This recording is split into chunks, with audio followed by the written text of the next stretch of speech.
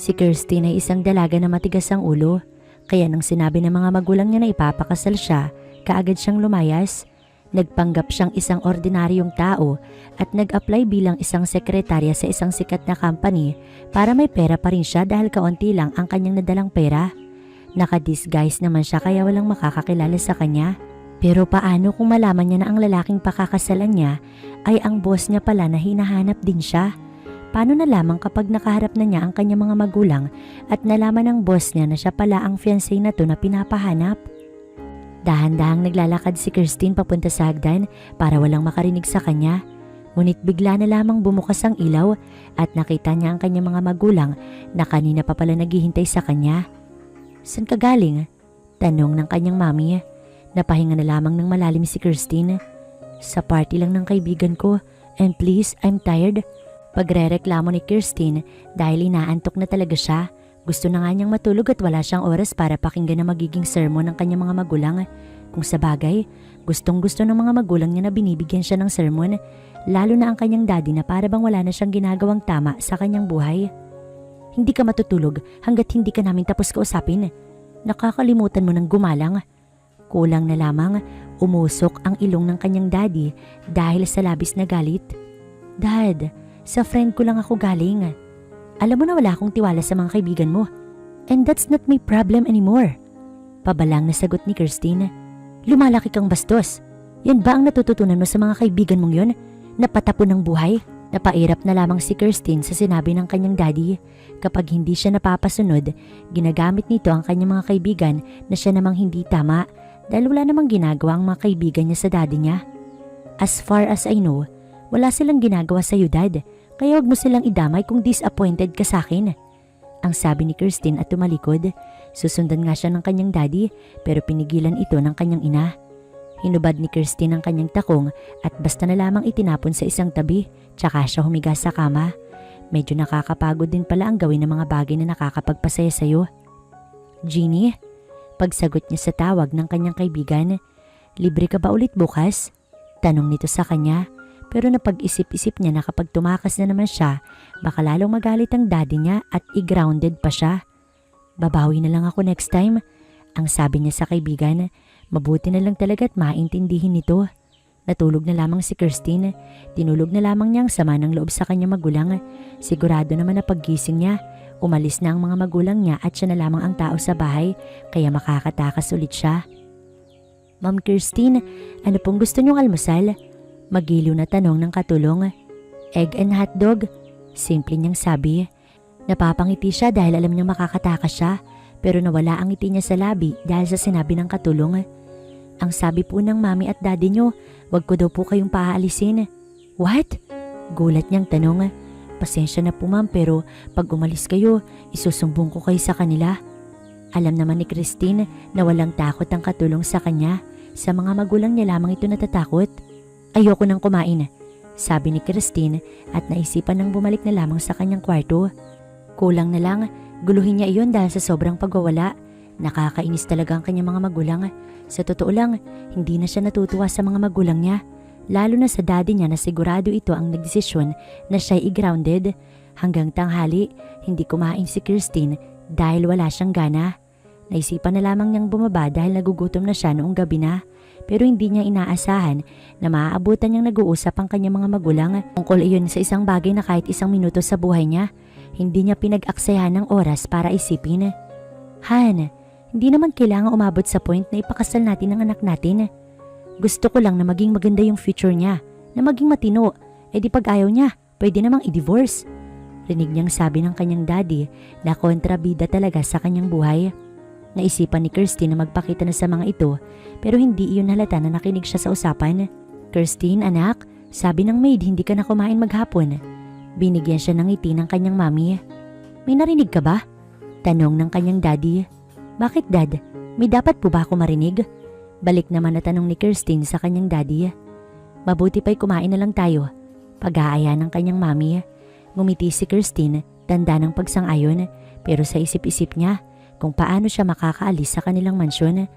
Ayaw niyang mangyari sa kanya mga napapanood sa palabas na naging miserable ang buhay matapos magpakasal. Inayos na ni Christine ang gamit niya dahil desidido na siyang umalis sa mansyon. Dati kasi, medyo takot pa talaga siya na baka kung anong mangyari sa kanya pag umalis siya sa kanila. Pero ngayon, alam niya na nakaya na niya. May pera na rin siyang dala para kung sakali. Siyempre sa araw na yun, pasimple lamang ang mga galaw niya. Hanggang sa pumunta ng sabay-sabay ang mga katulong sa kusina at yun na ang kinuha niyang pagkakataon upang umalis sa kanilang mansyon. Nagtaksi na lang siya, tsaka niya tinawagan ng kaibigan niyang si Jeannie. "What the F are you wearing, Christine Gray?" Tanong ng kaibigan niya at pati apelyido niya ay binanggit na to. Mabuti na lang talaga't mahina lang yung boses nito dahil kung hindi, baka nasampal niya ang kanyang kaibigan dahil maririnig ng ibang empleyado. Masyado pa namang kilala ang mga magulang niya. "Naglayas ako sa amin." Pag-amin ni Christine, alam niya naman na pagkakatiwalaan ng kaibigan niyang si Jeannie at hindi siya nito tatarido rin. "But why?" Talagang gustong malaman ng kaibigan niya ang buong detalye. "Ipapakasal ka nila? That's worst. Paano mo na may enjoy ang buhay mo kung kasal ka na? Kaya nga 'di ba? So please tulungan mo ko. Hahanap tayo ng bahay na pwede kong tirhan." Ang sabi ni Christine. "Oh my cousins, may mga house siyang binibenta. Mahal yung tinutukoy mo. Konti lang yung dala kong cash dahil alam mo naman sila mami, nasa bangko ang mga pera." Naiiritang sabi ni Christine. "Then, saan tayo maghahanap?" Paarte pang tanong ng kanyang kaibigan. "Meron akong alam na place." Sa sinabi niyang iyon, napangiti pa si Christine na kinataka ng kanyang kaibigan. Dinala niya si Jeannie sa lugar kung saan madalas siyang dalhin ng mga magulang niya noon pag nagdadala sila ng foods. Alam niya yun eh, squatters area like that, parang dikit-dikit yung bahay. "Dito? Are you kidding me? Sa tingin mo tatagal ka dito? Ikaw tatagal dito?" Naiiling na sabi ni Jeannie at napapatakip pa sa ilong dahil sa iba't ibang amoy. "Huwag kang maarte, huwag kang magpahalata sa mga tao dito, baka mamaya hindi ka makalabas dito." Pananakot niya sa kaibigan para tumigil ito sa kaartehan. Mabuti na lang talaga at marami siyang alam sa lugar na yun, kaya kung dun siya titira, hindi na siya mahihirapan. "This is insane, Christine. You're gonna live here? Magpakasal ka na lang kaya?" Sabi sa kanya ng kaibigan at nilibot ang paningin sa maliit na bahay na kanyang uupahan. "Hindi mo naman ako kasing arte. At yes, kaya ko." Proud na sabi ni Christine na ikinaingos ng kanyang kaibigan. "This place is dangerous." Kung marunong ka makisalamuha sa kanila ay hindi naman nakakatakot. Pagsagot naman ni Christine. "Girl, dun ka na lang sa house namin. Are you even using your mind? Kung dun ako ay madali ako mahanap ng aking mga magulang." "Gosh, baka gwapo naman kasi yung guy. Magpakasal ka na lang, girl." "Bakit hindi na lang ikaw?" "Ayoko pa." Ayoko din." Inatid niya na muna si Jeannie sa sasakyan nito bago siya bumalik sa bahay at inayos ang kanyang mga gamit. Kailangan niya magtrabaho upang hindi siya mawalan ng pera. Dahil pag wala siyang pera, mapipilitan siyang bumalik sa kanyang mga magulang. What the F? Nakalimutan niya pang sabihan ng kaibigan niya na wag ipagsasabi ang kanyang ginawa, kaya agad niyang tinawagan si Jeannie. "Don't you dare tell sa kahit sino kung nasan ako ah." Ang sabi niya sa kaibigan. "Mag-iingat ka dyan, girl. I'm gonna miss you." "Gaga, hindi ako mangingibang bansa at kapag kailangan kita babalik ka rin dito." Iritado niyang sabi sa kaibigan dahil sa kaartehan nitong taglay. "What? Hindi na ako babalik dyan. Nakakatakot kaya dyan. It scares me so much." Napakamot na lamang ng ulo si Christine. "Kapag kailangan kita at hindi ka pumunta, sasabihin ko sa mga magulang ko na kapag lasing ka, kung sino-sino lamang yung hinahalikan mo." Pananakot ni Christine kay Jeannie. "Oh my, wag naman ganyan. You're so mean, Christine." Baka sa boses ng kaibigan na ito ay natatakot. Well, pag sinabi niya ay ginagawa naman talaga niya. "You're so mean. Sige na, bye na. Mag-aayos pa ako ng mga gamit ko. Wag mong sasabihin kahit kanino ah." Okay, pero promise me magiging okay ka dyan ha." Napangiti na lamang si Christine. Kahit na nag-aasaran sila, mahal naman nila ni Jeannie yung isa't isa bilang magkaibigan. "Oo naman. Ako pa ba, Jeannie?" May nabalitaan si Christine na company na kailangan ng sekretarya. At dahil alam naman niya na may potential siya, hindi na siya nagdalawang isipan na sumubok agad. Pinuntahan niya ang company na iyon na nangangailangan. Makakatulong ang perang susweldohin niya doon para sa pang-araw-araw niyang panggastos kung sakaling maubos man ang perang kinuha niya mula sa kanyang mga magulang. Pero syempre, wala dapat makakakilala sa kanya. Kaya nagsuot siya ng wig at iniba niya ang kanyang contact lens para hindi naman mahalata ang kanyang katauhan. Baka kasi mamaya, mapaaga pa ang pagbalik niya sa kanilang mansyon. Naglakad na lamang si Kirstine papunta sa may sakayan. Mabilis siyang sumakay ng jeep. Mabuti na lang at puno na iyon kaya makakaalis na. Baka kasi malate pa siya sa a-applyan niya. Mahirapan na siya at inaamin niya na may pagkamaarte siya kaya ayaw niya sa ibang trabaho. Yun lamang ang kanyang gusto at para malaki rin ang sweldo. Medyo iritado si Kirstine habang nasa jeep dahil ang kanyang katabi ay grabing makaupo. Mabuti na lang at nakarating na siya sa may company kaya pumara na siya tsaka nagbayad. Hindi niya kasi alam kung magkano ang ibabayad. Maayos naman ang suot niyang damit pero hindi naman yung aakalain talaga na galing siya sa isang mayamang pamilya. Saan yung office ng CEO? Tanong ni Kirstine sa babaeng nakasalubong na parang ayaw sagutin ang kanyang tanong. Mag-a-apply ka bilang sekretary? Nakataas ang kilay nitong tanong. Ay hindi, BF ko yung CEO at ako yung GF niya. Malamang ay mag-a-apply. Kanyang pamimiloso po sa babae dahil sa sobrang inis. As if naman matatanggap ka. Pangaasar ng babae. Kahit hindi niya naman talaga hinihingi ang walang kwenta nitong opinyon, binigyan pa talaga siya ng babae. So saan nga? Inis na tanong ni Kirstine. Maya-maya ay may lumapit sa kanyang isang babae at ito na ang nagturo sa kanya kung saan. Nag-elevator na lamang siya para mabilis siyang makarating doon. Huyo talaga ang babaeng yun sa kanya kapag natanggap siya bilang sekretary. Mag-a-apply ka rin ba, miss? Tanong ng nasa labas ng office ng CEO. Bakit kasi kailangan na yung CEO pa talaga yung magi-interview kung pwede namang iba na lang? Siguro mapili talaga at gusto ay yung best. Ah, yes po. Magalang niyang sagot. Aba, mahirap na sa mga ganoong pagkakataon ay kailangan niya magpanggap na siya ay mabait o mabuting tao kahit mabait naman siya pero minsan sumasama lang talaga yung ugali. Basta na lamang pumasok si Kirstine. Your name is? Tanong ng lalaki sa kanya na nakaupo sa swivel chair at mukhang ito ang CEO. Masasabi niyang gwapo ito pero hindi love life ang pinunta niya doon at baka kapag nalaman pa ng lalaki kung sino siya, ibalik siya sa kanyang mga magulang. I'm Kirstine Alvarez. Pagsisinungaling niya tungkol sa kanyang pangalan, taas noo pa nga siya. Susundin mo ba lahat ng iuutos ko sa'yo? Tanong pa ng lalaki. Bakit po ba ako nandito? Di ba nag-a-apply bilang sekretary nyo? So susundin ko yung magiging utos nyo. May pamimiloso pong sabi ni Kirstine. Good then, tanggap ka na. I like you, medyo matapang ka. Magkakasundo tayo. Ang sabi pa ng lalaki. Ang gusto lamang nito ay hindi yung sekretarya na mahinhin at pabebe. Gusto niya naman ay yung medyo matapang pero gagawin ng trabaho ng maayos. Leila! Sigaw ng lalaki at pumasok ang babae na nasa labas kanina. May bago na akong sekretarya. Sabihin mo pag may dumating, wala na silang kailangan pang applyan. Ang sabi ng lalaki. Okay sir, at siya na rin naman po yung last. At tumingin pa talaga sa kanya ang babae. By the way, I'm Jacob Rockwell, the CEO of Rockwell Group of Companies. Pagpapakilala ng lalaki sa kanya. Hindi ko tinatanong. Pabulong na sabi ni Kirstine dahil hindi naman talaga niya tinatanong. Well, nagpapakilala lang ako sa'yo. Sabi ng lalaki tumayo na. Tumango na lamang si Kirstine. Huwag kang mag-alala. Wala naman ako masyadong ipapagawa sa'yo dahil hindi talaga company yung focus ko ngayon. May pinapahanap akong babae. At talagang nagkwento pa ito sa kanya kahit wala naman talaga siyang pakailam. Ninakawan ka? Takang tanong ni Kirstine. Hindi mo pwedeng malaman. Labas sa trabaho mo yun.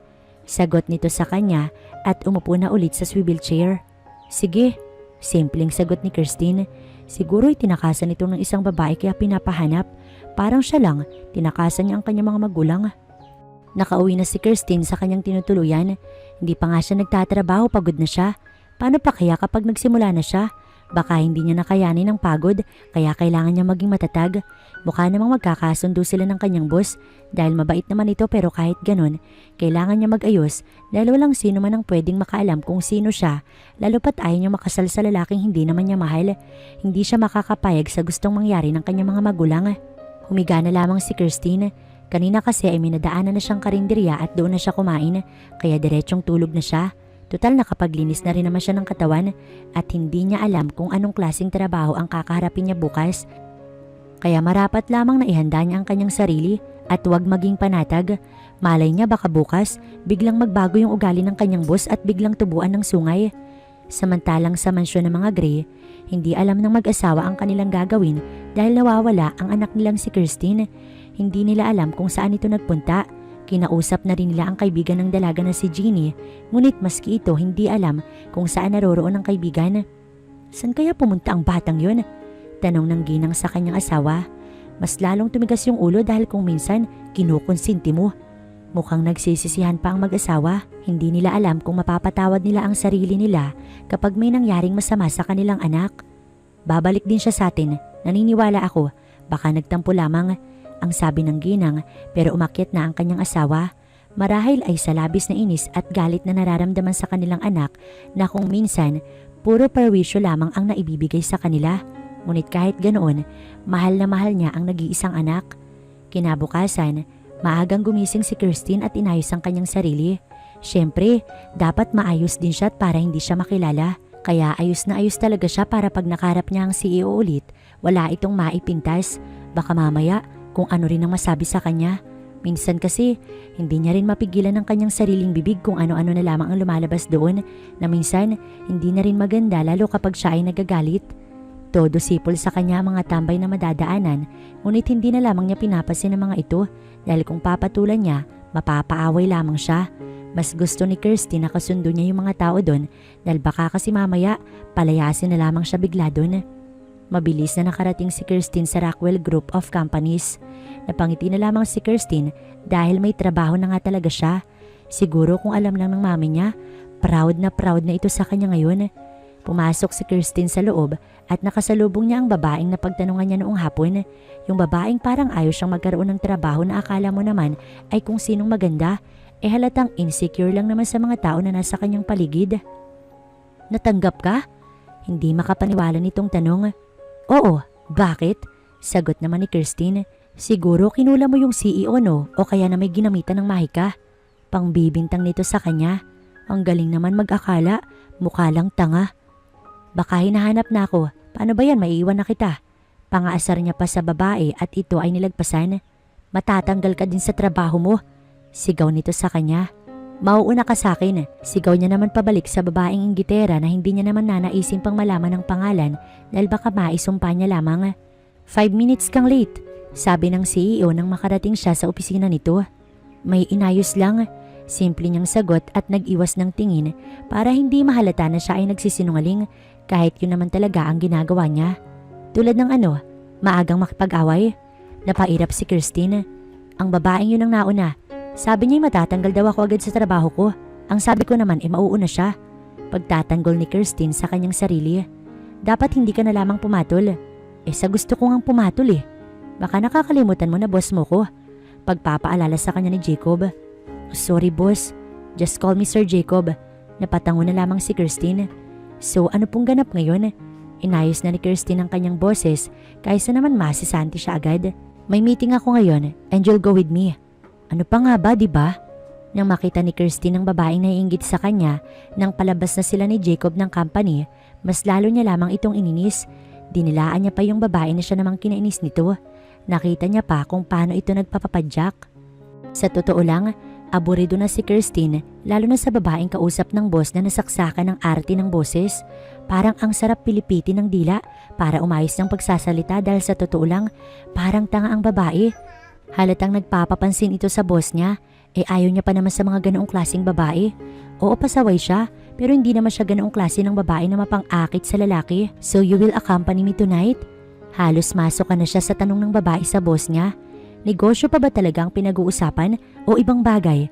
Kasi sa tingin niya iba na, lalo na nang hawakan ng babae ang kamay ng boss niya, kaya hindi na naiwasan ni Kirstine ang mapasigaw dahil sa labis na pandidiri. What is wrong with you? Inis na tanong ng babae sa kanya pero hindi umiimik si Kirstine. What is wrong with me? Ikaw, what is wrong with yung mumukha mo? Yun ang kanyang sinabi para ipahalata na inis na siya sa babae sa totoo lang. Jacob, anong klaseng sekretarya ang nakuha mo? Masyadong pakialamera. Pag-iinarte ng babae sa boss niya, kaya hinigit na muna siya ng boss niya palabas ng restaurant para kausapin. Ano sa tingin mo yung ginagawa mo? Iritadong tanong ng lalaki. Naiirita lang ako sa babaeng yun, kaya ako napasigaw. Tsaka nakakairita naman talaga. Napaka-arte. Huwag mong sabihin sir na type mo yun. Kunwari ay nasusuka pang sabi ni Kirstine sa kanyang boss. Hell no! Sigaw nito sa kanya. Weh, hindi nga. Hindi siya naniniwala sa sinasabi nito.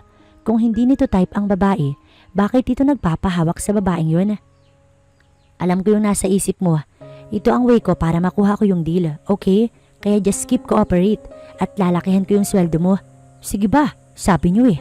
Sabi na lamang ni Kirstine at muli na silang pumasok sa restaurant. Sorry po ma'am kung napasigaw ako. Naalala ko lang po kasi bigla yung namatay na aso namin. Nabangga po kasi ng truck dahil sa kalandian. Pagpapaliwanag ni Kirstine, inirapan lamang siya ng babae at inirapan din naman niya ito pabalik. Mabuti na lang talaga at nakuha nila ang deal.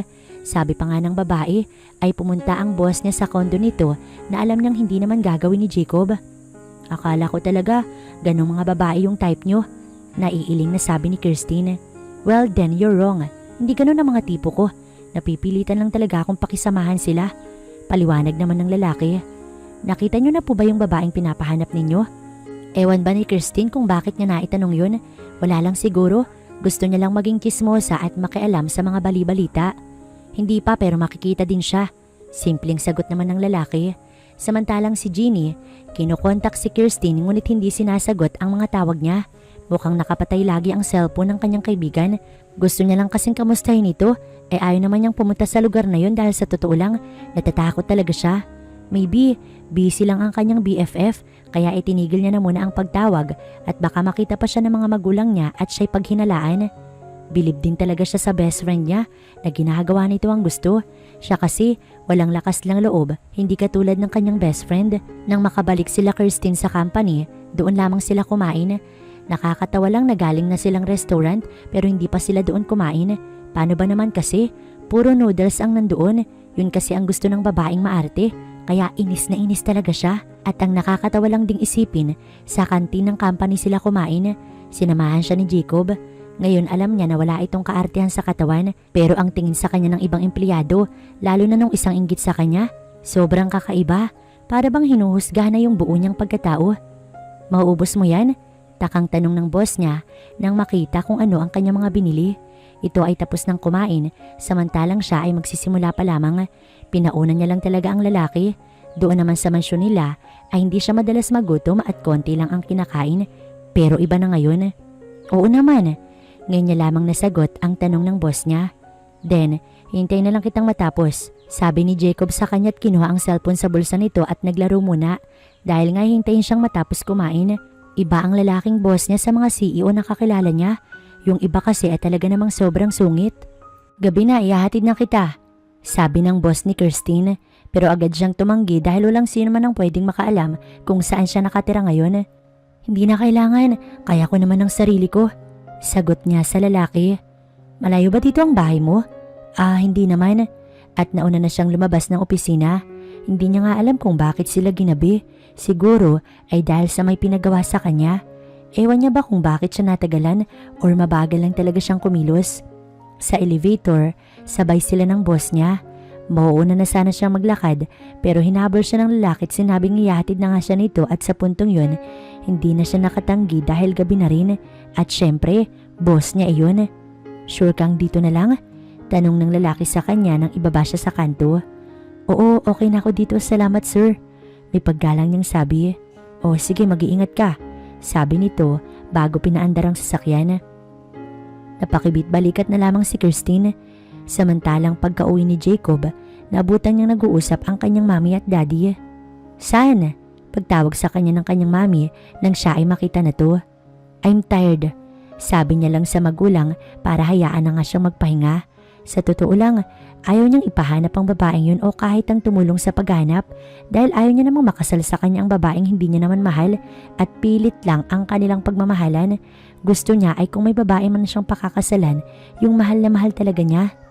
Nang makarating sa kanyang kwarto, nagpalit lamang siya ng damit at nahiga na sa kama. Sa totoo lang, natutuwa siya sa bago niyang sekretarya. Ibang-iba ito kumpara sa ibang babae na nakilala niya. Para itong espesyal, kaya una pa lang kinuha niya na ito kahit wala pa siyang masyadong tanong na binibigay sa babae. Sigurado na siya sa babae na gusto niya itong maging sekretarya. Mukha ring tatagal sa kanya ang babae. Kinabukasan, maagang gumising si Jacob. Umaasa na hindi pagising ang kanyang mami at daddy sa mga oras na yon at tahimik siya makakaalis sa kanyang mansyon, ngunit gising na pala ang mga ito.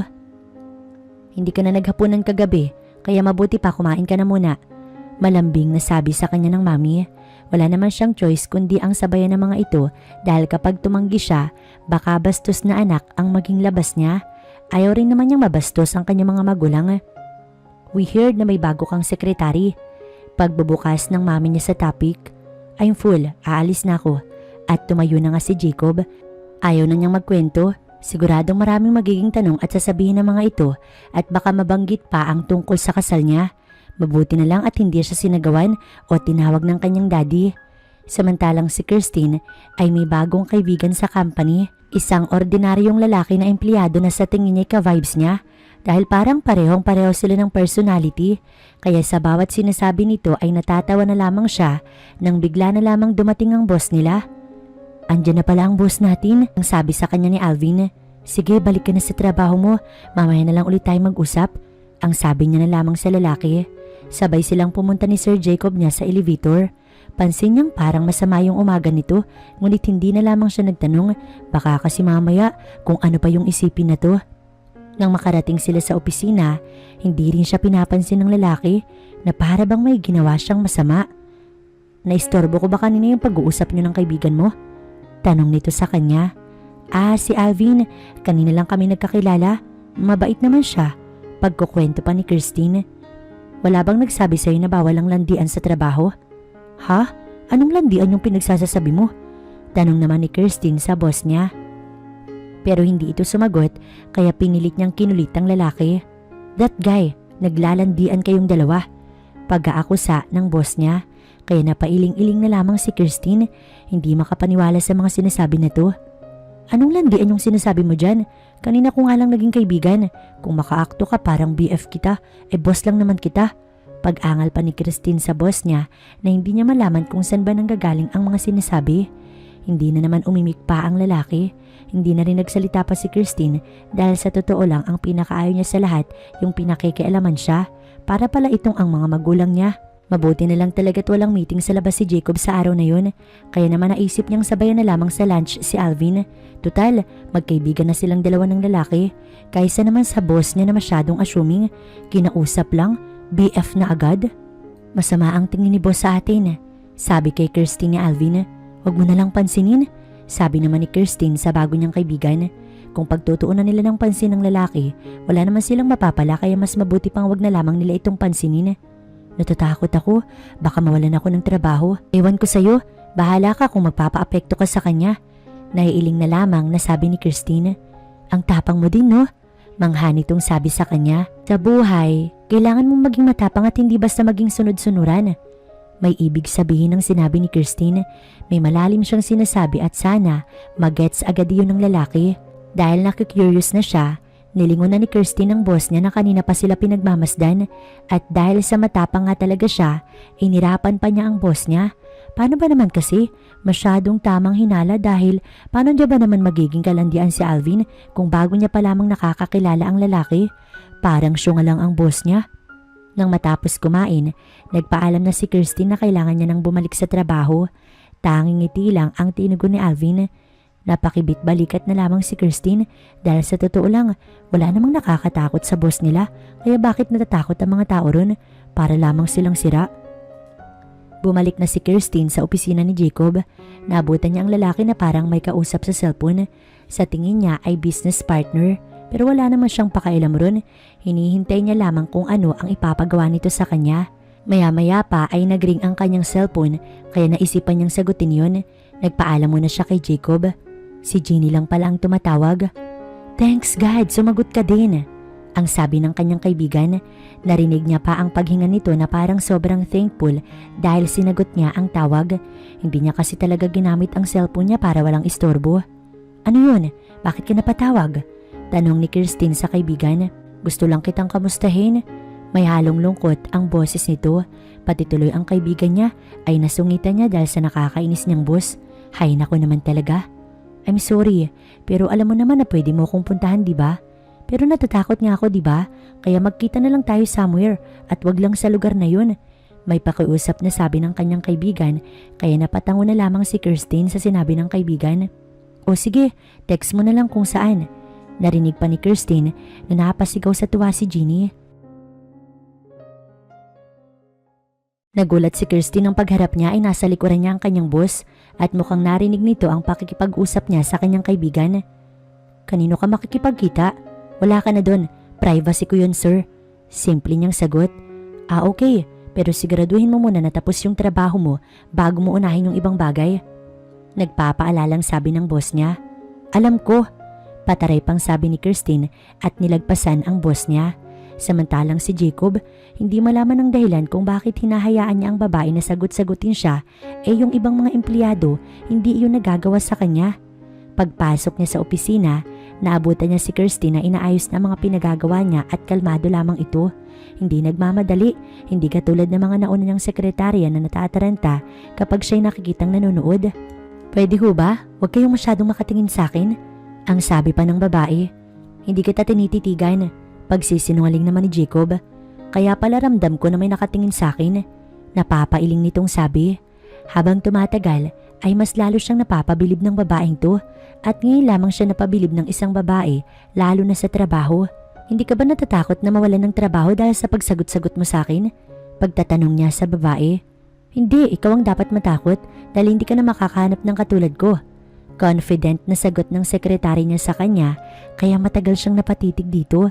Ngunit mabilis din siyang nag-iwas ng tingin pero nakita niya pa rin kung paano napangiti ang babae. Uwian na naman, papara na sana ng jeep si Kirstine nang bigla na lamang may humawak sa kanyang kamay. Magmumura na sana siya nang makita niya kung sino ang nakahawak doon. Walang iba kundi ang boss niya. Akala niya pa naman mayroon na siyang masasampulan. Ihahatid na kita. Kaya ko nang umuwi mag-isa at saka pinagbigyan ko lang kayo noong una dahil boss ko kayo kaya hindi na mauulit pa yun. Ang naging tugon ni Kirstine sa pagmamalasakit sa kanya ng boss niya. Kirstine! Maya-maya pa'y may tumawag sa kanyang pangalan. Si Alvin lang pala. Mag-jeep ka din? May ngiti nitong sabi. Oo. Sabay na ako sa'yo. Sabi naman na to. Ihahatid na kita. Sabi sa kanya ni Jacob pero hindi napapapilit pa si Kirstine. Gagawin niya kung anong gusto niya at iyon ang hindi magpapahatid kay Jacob. Magkasabay naman kami ni Alvin kaya wala na kayong dapat ipaglala. Maya-maya pa'y may dumaan na jeep kaya sumakay na sila ni Alvin. Habang nakasakay sa jeep, nakita niya pang nakatayo pa rin sa kaninang pwesto ang boss nila. Sa tingin ko, may gusto sa'yo yung boss natin. Natatawang sabi ni Alvin. Loko-loko ka? Bakit? Pwede naman diba? Sa ganda mong yan, maraming pwedeng magkagusto sa'yo. Pambobola pa sa kanya ng lalaki. Kung hindi niya lamang talaga ito kaibigan, baka nasapak niya na ito dahil sa pagiging bolero. Hindi ganun yung mga type ko. Pagsasabi ng totoo ni Kirstine, mga magulang niya pa siguro ganun yung type pero siya hindi. Naunang bumaba si Kirstine kaya nagpaalam na siya kay Alvin. Ayos, may makakasabay na pala siya kada uwian. Samantalang si Jacob nakasimangot na umuwi sa kanilang mansyon na kinataka naman ng kanyang mga magulang. May masama bang nangyari sa company? Tanong ng kanyang ama dahil sa kakaiba niyang mood. Hindi sanay ang mga ito na nakikita siyang ganoon. Kapag umuwi kasi siya, lagi lang siyang cool at kung may problema, parang wala rin sa kanya. Nothing. Simple niyang sagot. Alangan namang sabihin ni Jacob ay isang babae yung dahilan ng pagiging mainit ng ulo niya nang dahil lamang sa tinanggihan siya na to. Para naman kasing ang babaw lang ng rason, dapat nga hindi niya hinahayaan na ginaganon siya ni Kirstine. Si Kirstine ay bumili na lamang ng cup noodles sa tindahan at yun na lamang ang ginawang hapunan. Wala kasi siyang gana. Hindi siya natutuwa kay Alvin. Sa biro nito na baka gusto na siya ng boss nila. Dahil sa totoo lang, wala naman talagang nakakatuwa sa biro na to. Tumakas nga siya para hindi makasal sa tulad niyang mayaman. Tapos, may lalaking mayaman na magkakagusto sa kanya. Kinabukasan, maagang gumising si Kirstine. Meron siyang trabaho kaya naman kailangan niyang gumising ng maaga. Ang nakakainis lang, kahit maaga ay traffic, naiirita na siya dahil baka malate siya. Kaya naisipan ni Kirstine na bumaba na lang at maglakad dahil malapit lang naman. O Neng, bakit ka hinihingal? Alalang tanong ng guard sa kanya nang makita siya nito na hinihingal at pagod na pagod. Traffic ko kaya nilakad ko na lang. Ang naging tugon naman ni Kirstine. Hindi na nga maganda ang nararamdaman niya dahil medyo hinihingal pa rin siya tapos hindi niya pa gusto ang makikita sa opisina. Kausap lang naman ng boss niya yung babaeng maarte na nakamiting na nito sa isang restaurant nung isang araw. Total, nandito ka naman na. Pagtimpla mo nga kami ng kape. Utos sa kanya ng boss niya. Hindi siya hinayaang maupo at nag-utos agad. Nakita niya pa kung paano napangiti ang babaeng maarte. Bakit nakatingin ka lang? Hindi mo ba narinig? Pinagtitimpla ka ng kape ng amo mo. Mapang-asar na sabi ng babae. Marunong naman palang magtagalog pero pa English pa last time. Hindi naman bagay. Dahil imbis na lumabas na sosyal, parang paarte lamang ito.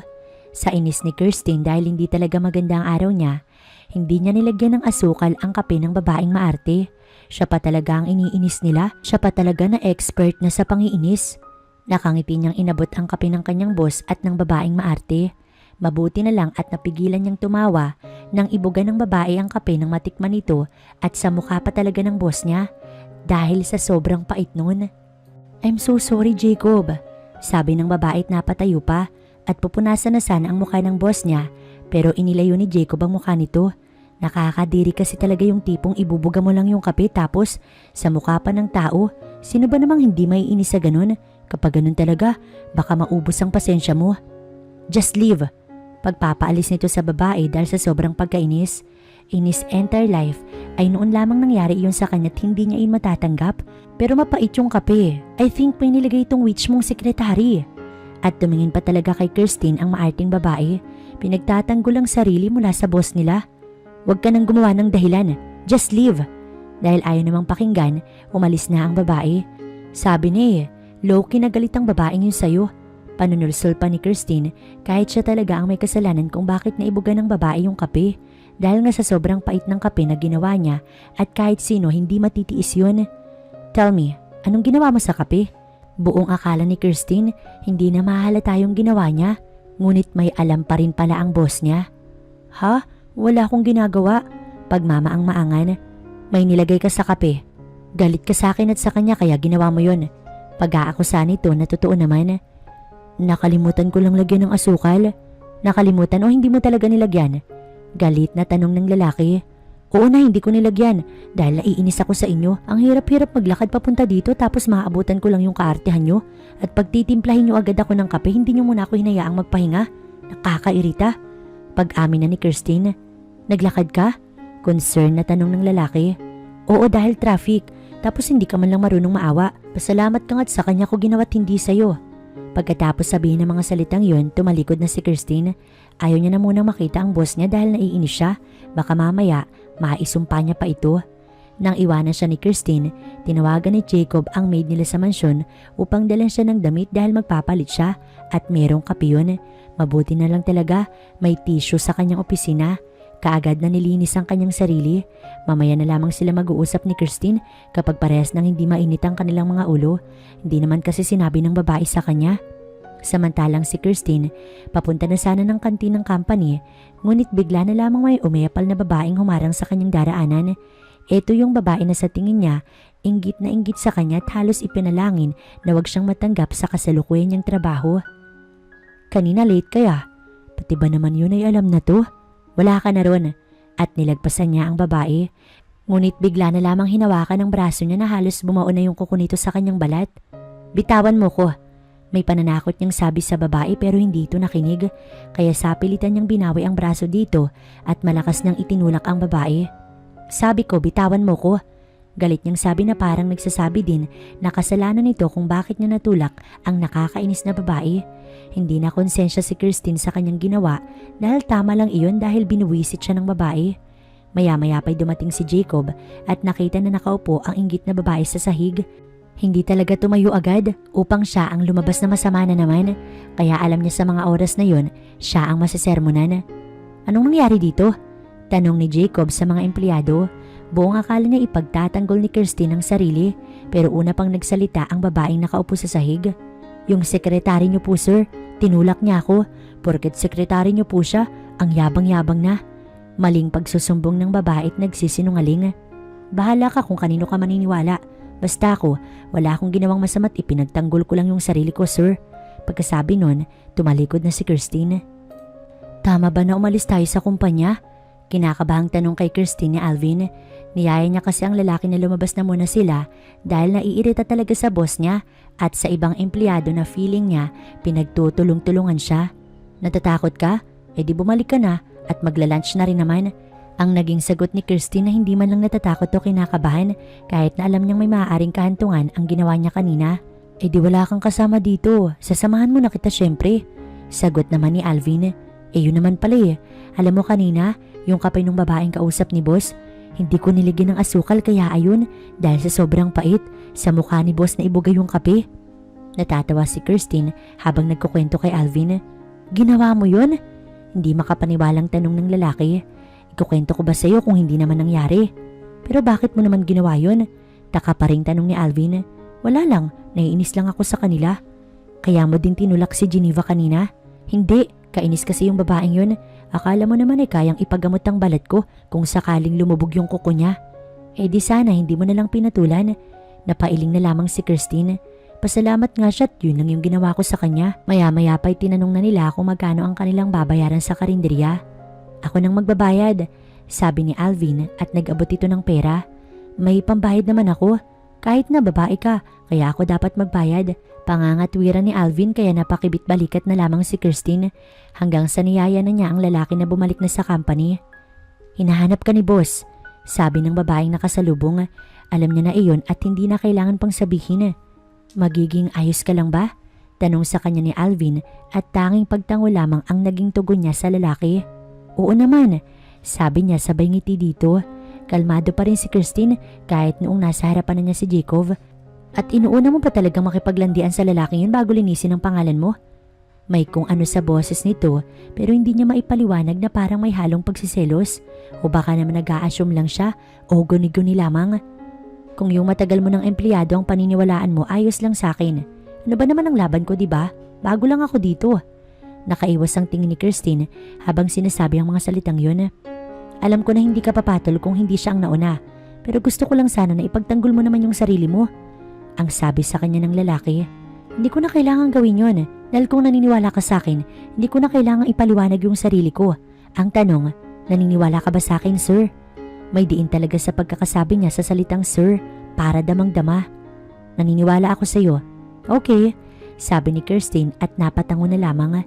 Babalik na sana siya sa kanyang pwesto nang may itinanong ang boss niya. Gusto mo ba yung lalaking yun? Si Alvin? Kanyang tanong. Yes. Secret, no clue. Sabi niya na lamang sa lalaki. Parang kanina lang nagtatalo sila. Tapos bigla siyang tatanungin kung gusto niya yung lalaking sa tingin niya ay kaibigan niya lang. Napailing-iling na lamang si Kirstine. What? Nagwo-work ka sa isang company? Kahit pwede naman na pangasiwaan mo na lang yung sarili niyong company? Hindi makapaniwalang tanong ni Jeannie sa kanyang kaibigan. Sa totoo lang ay hindi siya makapaniwala na doon naabot ang katigasan ng ulo ng kanyang kaibigan na mag-a-apply pa talaga ito ng trabaho sa isang company at magpapanggap na kapos kahit na napakayaman ng mga magulang na to. Can you just lower your voice, Jeannie? Ang lakas ng boses mo. Baka mamaya kung sino makarinig sa'yo, ako ang malalagot na to. Iritadong sabi ni Kirstine sa kaibigan, kaya napatakip na lamang ito sa maingay na bibig kahit na ang totoo, talagang gulat pa rin ito sa ginawa niya. I'm just thinking na paano kung bumalik ka na lamang sa parents mo at sabihin sa kanila na ayaw mong magpakasal, kaysa naman pinapahirapan mo yung sarili mo. Bakit hindi mo yun gawin? Hindi nakasagot si Kirstine. Sa tingin niya hindi naman makikinig sa kanya ang mga magulang niya. Lalo pat wala naman itong tiwala sa kanya. I think, hindi naman tayo magkakaintindihan, so mas mabuti pa na bumalik na muna ako sa work ko, Jeannie. Paalam ni Kirstine at umalis na muna sa restaurant at iniwan doon ang kanyang kaibigan. Sa totoo lang, hindi naman niya yun gustong gawin ngunit kailangan niyang gawin. Baka kasi magtalo pa silang dalawa. Ayaw naman niyang mangyari yun. Ayaw niya na umabot sila sa point na yun. Sa totoo lang, nag-aalala lang si Jeannie para sa kaibigan. Paano kasi kapag nalaman ng boss nito na hindi naman pala mahirap ang kanyang kaibigan, na mayaman naman pala ito at siguradong mayayari ang kaibigan niya? Kaya nag-iisip lamang siya pero naiintindihan niya naman ang kaibigan niya at sa tingin niya ayaw talagang bumalik sa mga magulang at gusto muna na mamuhay munang mag-isa at hahayaan na muna niya kaysa naman mag-away sila. Susuportahan niya muna si Kirstine sa gusto nitong mangyari. Nang dumating si Kirstine sa opisina ng boss niya, hindi niya ito nakita doon kaya nag-isip muna siya kung saan ito pwedeng pumunta at naisip niya na baka may inaasikaso lamang itong business partner. Sa totoo lang, simula noong tanungin siya ng lalaki na sino yung gusto niya at hindi niya ito sinagot ng maayos, hindi na naging maayos pa yung usapan nilang dalawa at palagi na lamang hindi nagpapansinan at kung minsan umiiwas pa sa isa't isa. Ngunit hindi na lamang inaalala ni Kirstine ang bagay na yun, lalo na kung siya lamang din ang maapektuhan. Mas mabuting wag na muna siyang mag-isip Ano namang pakailam niya doon, di ba? Trabaho lang naman talaga ang pinunta niya doon. At bukod doon, wala nang iba kaya hindi siya pwedeng magreklamo. Tapos na si Kirsten sa kanyang ginagawa, kaya naisip niyang lumabas na muna ng opisina ng kanyang boss para naman magpahangin kahit may aircon naman doon. Ang ibig niyang sabihin, yung magpahangin man lang sa labas. Feeling niya kasi, nasusuffocate na siya sa hangin ng opisina. Ngunit gayon na lamang ang gulat ni Kirsten nang nakikipag-usap na siya kay Alvin. Nakita niya ang boss niya na may kasamang babae at pinasok nito ang babaeng iyon sa opisina. May girlfriend na pala si boss. Akala ko ikaw yung gusto nun. Tanong ni Alvin. Ngunit hindi na lamang umimik si Kirsten at sinabing babalik na siya sa trabaho na sana hindi na lamang niya ginawa dahil naabutan niya ang boss niya nakahalikan ng babae at natigil lang lamang ang dalawa dahil siya ay nakita. Huwag niyo akong pansinin, ituloy niyo lamang yan. Ang utos ni Kirsten dahil sa totoo lang, hindi naman talaga siya dapat na pagtuunan ng pansin. Marapat lamang na ituloy ang mga ginagawa nito nang hindi siya inaalala. Paano namin matutuloy ang ginagawa namin kung nandyan ka? Mataray na tanong ng babae sa kanya na kung tutuusin ay hindi naman talaga maganda. Kung bagay nagmamaganda lamang dahil medyo makapal ang makeup at mukhang kung saan lang ito pinulot. Eh di sorry naman, mukhang ako pa ang kailangan mag-adjust. Pabirong sabi ni Kirsten at dinala ang mga gamit na kailangan. Doon na muna siya sa labas magtatrabaho at makikihalubilo sa ibang empleyado kaysa naman makapanood pa siya ng live show na hindi naman niya gugustuhin mangyari. Hindi siya fan ng mga ganoong team ng palabas. Tinanong mo kung girlfriend? Tanong sa kanya ni Alvin noong nasa table na siya nito. Pumasok ka kaya sa loob ng opisina tapos interviewin mo yung dalawa nang hindi ka sa akin tanong ng tanong. May halong inis na sabi ni Kirsten kay Alvin kaya natahimik na lamang ang lalaki at siya ang napairap. Nawala nga ang maarting babaeng yun. Ngayon naman, may pumalit na mukhang kung saan lang pinulot na babae na nagmamaganda lang at hindi naman talaga maganda. Baka nga mas maganda pa yung paa niya dun sa totoo lang. Mabuti na lang at mabilis na natapos ni Kirsten ang mga papel na kailangan niyang iayos sa utos ng kanyang boss. Kaya makakabalik na siya sa kanyang opisina at sa tingin niya, hindi na lamang niya papansinin ang buwisit niyang boss na kung balak lang pala siyang inisin, sana hindi sa ganoong paraan dahil nakakainis naman talaga sa totoo lang at baka kapag hindi na siya makapagpigil kung anong magawa niya dito. Saan ka galing? Tanong ng boss niya nang makabalik siya sa loob ng opisina at nagawa pa talaga siyang tanungin tungkol doon gayong eto ang nagtulak sa kanya na lumabas na muna kanina tsaka yung babaeng kasama niya. Umalis na pala yung babae. So far sa tingin ko, bagay naman kayong dalawa. Yun ang sabi ni Kirsten, imbis na sagutin ang tanong ng boss niya. Yun na lamang ang kanyang sinabi at sa totoo lang, napilitan pa talaga siya na sumagot. Kung hindi lang talaga kailangang sumagot, hindi naman siya magsasalit at ibubuka ang kanyang bibig at aaksayin ng laway na magpaliwanag. I'm asking you Kirsten, saan ka nagpunta? Tanong pa ulit ng lalaki. Bakit niyo ho ba tinatanong? Ano sa tingin niyo yung gagawin ko dito? Mananatilit manunood sa pakikipaghalikan niyo sa iba? Ganun ba? Na hindi ko gagawin. Kaya lumabas muna ako para hindi kayo maistorbo. O ayan, sinagot ko na ha. May tanong pa ba kayo? Inis na sagot ni Kirsten sa kanyang boss. Ang dami mong pwedeng puntahang table. Sa lalaking yun pa talaga? Galit na tanong ng lalaki. Sa totoo lang, hindi na ito maintindihan ni Kirsten. Hindi niya alam kung anong nangyayari sa boss niya. Marahil ay nababaliw na ito. Bakit kayo? Kung makipaglampungan kayo, ang dami-daming pwedeng lugar kung saan pwede niyong dalhin yung babae. Bakit dito pa talaga? Tanong ni Kirsten at pagkasabi nun, tinalikuran niya ang lalaki. Ngunit bago pa siya tuluyang makalabas ng opisina, nahawakan na nito ang kanyang braso. Ano ba? Bitawan mo nga ako? Inis na sabi ni Kirsten sa boss niya. Ayaw niya talaga sa lahat ay yung hinahawakan siya at yun ang ginagawa ng lalaki sa kanya. Kaya sa totoo lang, gusto na niyang manampal na mga oras na yun dahil sa sobrang pagkainis. Hindi ka lalabas sa opisinang to hanggat hindi tayo tapos mag-usap. May otoridad na sabi ng lalaki sa kanya na para bang lahat ng sasabihin nito ay kailangan niyang sundin o gawin na siya namang kanyang tinututulan. Hindi porkit ikaw yung boss ko, gagawin ko na yung lahat na gusto mo, lalo na kung mali ka. Inis na sabi ni Kirsten sa boss niya na pilit tinatanggal ang pagkakahawak nito sa kanyang braso dahil medyo masakit na. Nang ma-realize din naman ng lalaki kung anong ginagawa niya, binitiwan nito ang kanyang braso. I'm sorry, bigla nitong paghingi ng tawad. Kung may karapatan lamang siya at kung walang mangyayaring masama sa kanya kapag ginawa niya yun, sinampal na sana niya ang lalaki dahil sa sobrang pagkainis niya dito ng mga oras na yun. Gago ba kayo? Hindi niyo ba alam yung ginagawa niyo? Nilayasan ka ba ng babae mo kaya ka sa akin galit na galit ngayon? Inis na tanong ni Christine sa lalaki dahil halata naman talagang naiinis at nabubwisit ang lalaki sa kanya. Manhid ka ba talaga o talagang hindi ka lang makaramdam? Biglang tanong ni Jacob sa kanya kaya biglang natahimik si Christine. Hindi niya na alam ang kanyang sasabihin. Bakit kasi bigla namang napunta tungkol sa nararamdaman niya ang kanilang usapan? Hindi ako manhid, inis na sabi ni Christine sa boss niya. Pwes, yun ang nakikita ko na manhid ka at hindi ka marunong makiramdam.